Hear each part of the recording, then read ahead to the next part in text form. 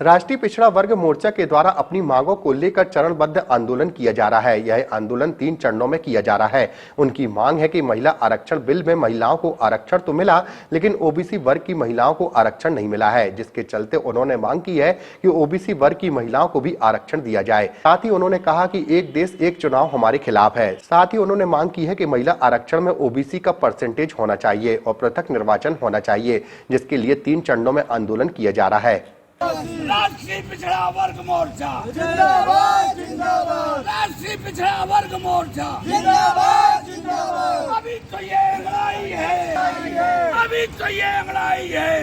राष्ट्रीय पिछड़ा वर्ग मोर्चा ने 3 चरण में आंदोलन घोषित किया है। ओबीसी को राजनीतिक आरक्षण नहीं मिला और मिला भी तो महिलाओं को मिला, उसमें ओबीसी को नहीं मिला।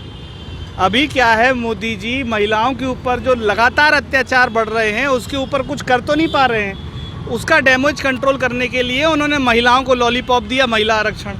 अब ओबीसी इस देश में 65% है, तो उस आरक्षण में 65% भी तो मिलना चाहिए ओबीसी को, और सेपरेट इलेक्टोरेट के साथ मिलना चाहिए। बाबा साहब ने जब ये वोट का अधिकार अंग्रेजों से लड़के लाए थे तो पृथक निर्वाचन क्षेत्र के साथ साथ पृथक निर्वाचन भी लाए थे।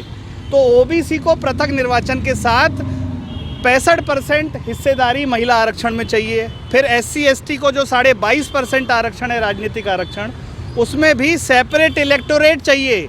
एससी एसटी के सीटों के चुनाव अलग से होने चाहिए। एक देश एक चुनाव हमारे खिलाफ है।